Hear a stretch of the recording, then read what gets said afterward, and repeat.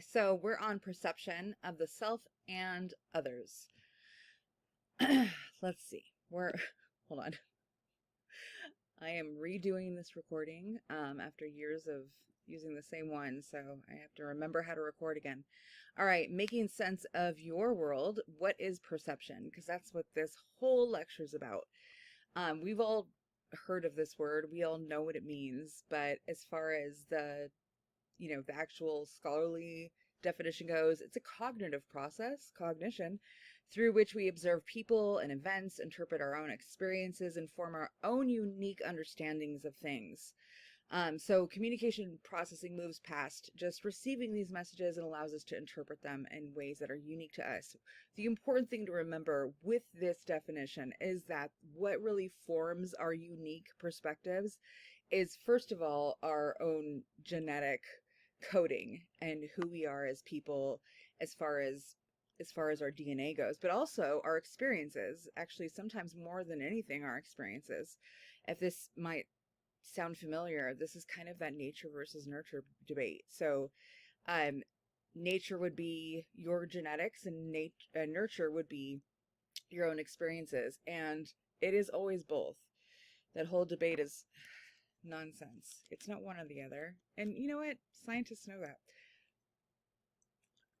So that is what perception is. Perception is not necessarily reality, but we're going to get to that in just a second. Hashtag necessarily. That didn't even make sense. That hashtag was not the right thing to say there. As far as schemata go, this is singularly known as schema, but in plural, it's schemata. These are mental structures that allow us to basically use patterns. So we see things on a repeated basis throughout our whole lives. We know immediately what they mean. When someone does this to us in the street, we know that they're saying, "What's up?" or "Hi," right? When we see a spoon, we don't have to think, what do I do with this thing again? We don't have to think about it because it's already embedded in our brain. However, if you're from a culture that doesn't use spoons, you would have to think, what is this for? Or, okay, I've got this, and then I've got this. Are these supposed to be used together? Like this soup and this device. When I say device, I mean spoon. So schemata really allow us to piece information together, and then there we develop these patterns, and we're able to kind of make sense of our daily lives. I'm using very basic examples. However, schemata are much more, and our daily lives can be much more intricate and complex, because our life experiences are really informing our schemata. The way we judge people, the way we judge events. When I'm recording this, and I'm going to be reusing this for a while, but at the time I'm recording this, the fires are going on in the Palisades and in LA County.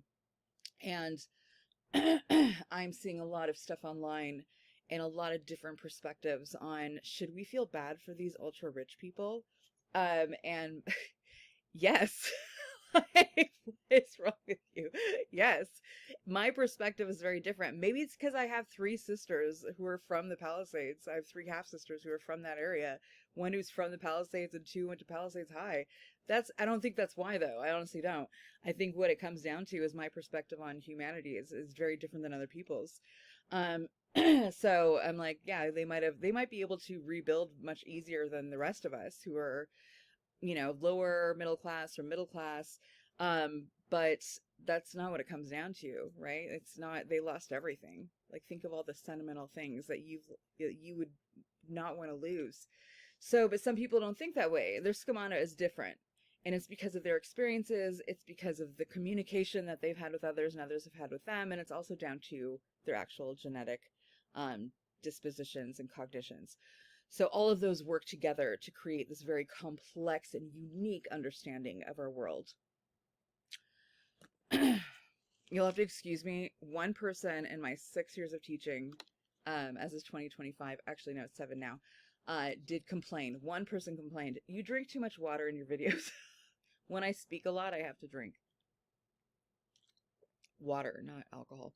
All right, moving on. This is my favorite slide. I'm probably going to say that a lot, but this is one of my favorite slides. It's probably more accurate. Perception of reality. So when we think of reality, when we talk about reality, we usually talk about it in a very definitive way, like this is my idea of reality and there's no room for like for any kind of flexibility. But the fact is that reality is constructed, and there are two different types of reality. This is very similar to the nature versus nurture debate. Is reality objective and physical, or is reality our perspectives? The fact is, it is both, just like the nature versus nurture debate. So first order realities are physical and objective. I want to be very clear about this, because I'm about to show a video, and in my in-person classes, we have an assignment where we go over this, and I see some errors here as far as first order realities go. So I'm gonna go over those too. First order realities are physical and objective. I'm touching my head right now. If you say something and I go like this, the first order reality is I'm touching my face. The second order reality is the assigned meaning to that. This is subjective.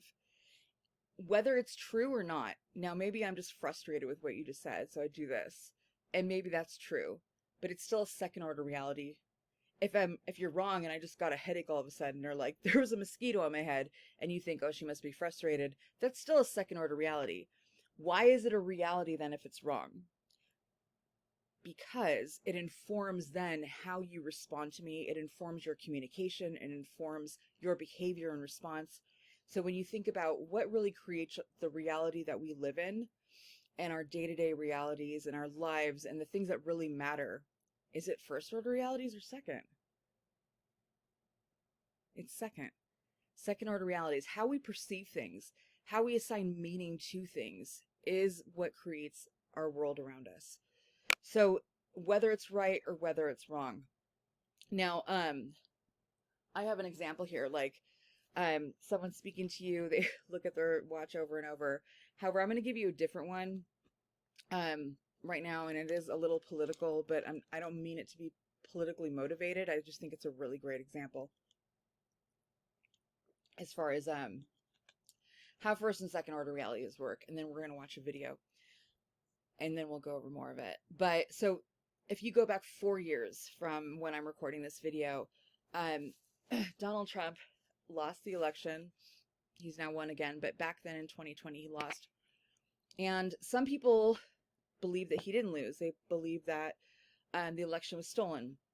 Now, I'm not going to get into my thoughts on that. The fact is that a first order reality is that he did not win the election. He lost because the first order reality is physical and objective, and they recounted the ballots over and over, and those ballots are physical and they're objective, right? They're not up for interpretation. And the fact is that he had fewer votes, and he had fewer, what do you call them? My brain is going blank right now. We don't go by popular vote, right? We go by the electoral college. He had he had fewer electoral votes, right?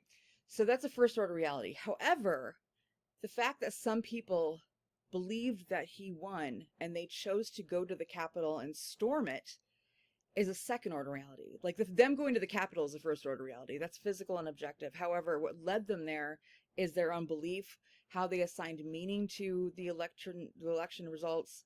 But that created a new first order reality. So from first order realities, second order realities are born. And those second order realities then create new first order realities. I'm giving you a really big example. However, this happens in day-to-day life. Things happen, we assign meaning to them, then other people react to it. This creates new first order realities. We do things in response to this that are physical and objective, which then other people respond to in their own second order realities. And so it's a constant cycle, and this is really important to understand, because when we talk about reality, we talk about things that are objectively true, but that isn't necessarily what reality is, because even if you're wrong about your assigned meaning, it informs the way you behave, and that's a very real thing that affects all of us in various ways, right? This web of reality that we live in. Okay, so let's go to an example. This is one of my favorite videos ever. I don't usually include videos in this class. Like, I'm like, watch these on the side on our Canvas page. But I'm like, you guys have to watch this because it's my favorite. I want to make sure you watch it. And this is going to directly correlate with first and second order reality. So I want you to watch this video. It's from Saturday Night Live. It's Austin Butler. It's a play on like the old 1940s movies, like Christmas movies, where like somebody has an epiphany. It's actually called Christmas Epiphany.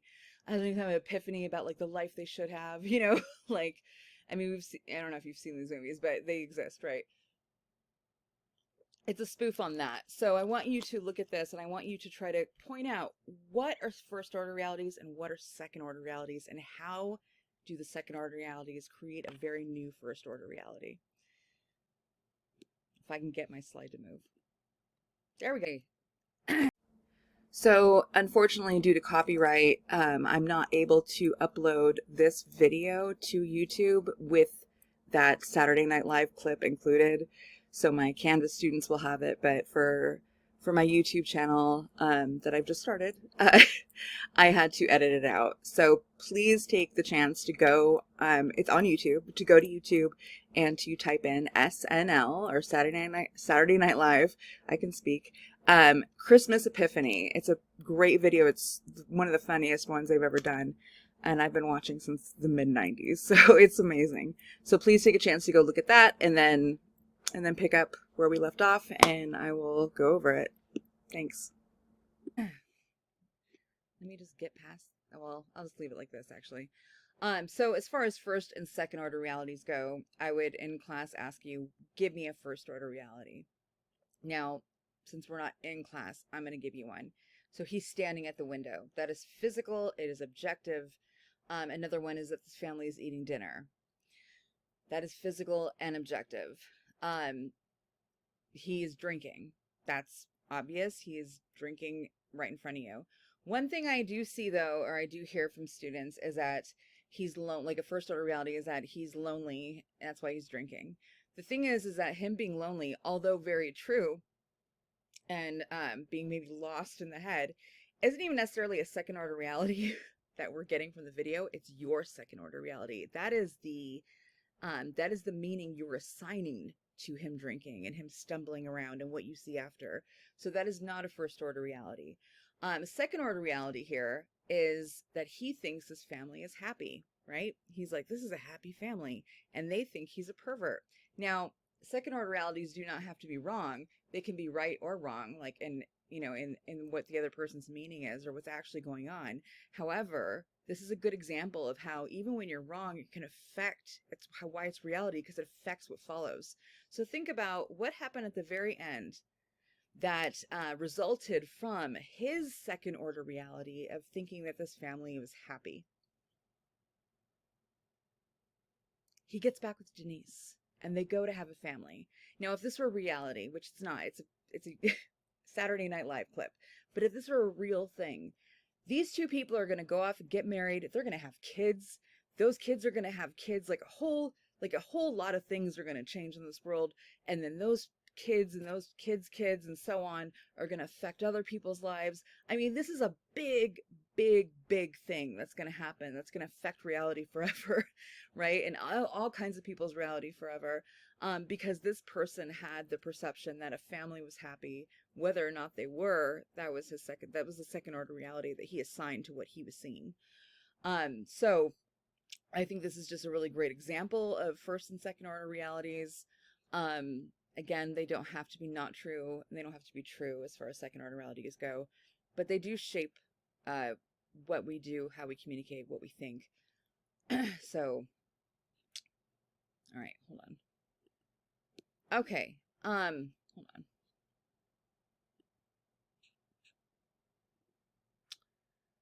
So the last thing I'm going to go over in this video, and I'm actually only going to go over about half of it. I'm going to give you like full explanations in the next video, but I want to go over this and then this next picture and this one, and then you'll continue on in your next one, is the interpretation process. These are the 4 steps of attaching meaning. So this would be how we come to those second order realities to experiences. So we have selection, and this is a lot like the actual model of communication, but it's not exact. So we have selection, we have organization, we have interpretation, and we have negotiation. And I'm going to explain these in full, but at first I want to give you this. I want you to look at this picture. Now, maybe you know who these people are, in which case I want you to pretend that you don't.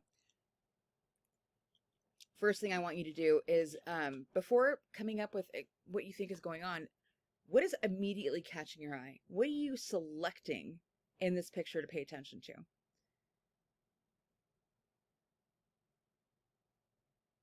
You can pause because I'm going to keep moving if you want some more time. First of all, you probably noticed that this woman's hand is on this guy's face. You probably noticed that she's holding hands or something like that with another woman. You've probably noticed immediately it's a black and white picture of these people dressed in a style that is not of our era. So it's definitely from the mid 20th century. You probably noticed that her hand is on his face, but he's smiling, right? And she's smiling. You might notice that her eyes are really wide. You might notice that they're dressed really nicely. Now, I've heard all kinds of like ideas of what they think, what people think is going on, like some really hilarious. So what I ask students usually is like, what do you think is happening? And some people think that, I don't know, that this guy has got a lot of game and this woman's, I don't know, whatever. I've heard all kinds of things. But basically, I ask people, and I'm asking you now to think about all the things you've selected and then what you immediately thought was going on in this picture. Like, try to, because our brains just do this automatically. They automatically try to make sense of what they're seeing. That is the second order reality that we are prone and we are just programmed as humans to assign. So when things don't look like they make sense, our brain is kind of confused and it just desperately tries to make sense of it. The fact that her hand is on his face and he's not going like, because that's how we would react, right? If somebody went up to you and just did this, you'd probably be like, what? But he's not moving backwards and he's smiling. So those are two things that we've selected that we're now like trying to make sense of together. We're trying to take these two elements and make sense of them together. And she's holding hands with someone else. So we're like, why is she doing that? So we're taking all of these things that we have selected, the first part, selection, and now what we're doing is organizing what we selected. We see this man smiling and not moving backwards. His head is staying forward. Her hand is on his face and she's smiling and her eyes are wide. And so we're like, what could this possibly mean? We're organizing this. We're organizing everything we've selected. And in everyday life, we do this immediately. We see things, our brain, because of schemata, because of the pattern making process in our brain, tends to do this immediately. And sometimes we're wrong, or sometimes we miss really important things. And we have to keep that in mind when we place judgments on things. But as far as this goes, what do you think's happening here? How are you arranging this? How are you organizing these elements? That would be the next step, which is interpretation. Now I'm going to tell you, and maybe you're right, she's blind. She's also Helen Keller, which I hope you know who she is. He is President Eisenhower. So she is putting her hand on his face, and he's happy about it because he's meeting Helen Keller, who is this icon. The reason another woman's hand is in hers is not because they're holding hands. It's because this woman, because Helen Keller was blind and deaf, is signing into her hand. She is communicating with her through their palms, or through Helen Keller's palm. So when we see something like this and we're like, I don't know how to make sense of this, we come up with all these different scenarios. But the fact is that we take individual. So if he were doing this instead of, being smiley and not moving, or if this was a color photograph from our era and they were not dressed like this, they were dressed like us, you would probably take this and interpret it in a completely different way. And that's because the way we organize the elements that we've selected are incredibly important. They are what determine interpretation. Next is negotiation. Negotiation happens after, and that's when we start talking to other people about what we're perceiving. Maybe we hear other people talking about what they think is happening, or we watch the news, or we just voice our opinions to someone else. And whether or not our opinion changes or our interpretation changes, we're still negotiating meaning here. So me explaining to you this could even constitute negotiation. How you perceive things is constantly being negotiated. And sometimes somebody will argue something or try to tell you something, and you're like, no, I still see it this way. But whether you realize it or not, that person has planted a seed. Whether that seed grows the way they want it to is irrelevant. They've planted a seed and they have changed in some way how you see something. even if you see it the same way and you still have the same opinions, you now know that a different opinion exists, and that exists now in your head. And there's different, obviously, a whole rainbow, even more so, just like a million different ways in which this could change or affect the way you perceive things. But this happens in everyday life, right? Where we're watching movies, when we hear a conversation, when we have a conversation, all of these things change, and they're all different. It also depends on where you are in your life, and what are your experiences up to that point. My favorite movie of all time is Prisoner of Azkaban, Harry Potter. I saw it when it came out when I was 21. I was in a very dark place in that period of my life. I had no responsibilities. I was, I'm a total escapist. If I were to see that movie for the first time today, it would totally hit me differently. And it's because of the experiences I was having at that time, and the experiences I have now and all that past. And I'm so grateful that I saw that movie then, because it's sacred to me. And I know if it were to come out now, it would not hit the same. It would not be as sacred. And so basically, there's so many different factors in how you perceive things and how things affect you, in so many different ways. And so we have to think of that when we are perceiving things, when we're placing judgments on things. And always remember, we might select the wrong things. We might see something and not select something that's vital to our interpretation.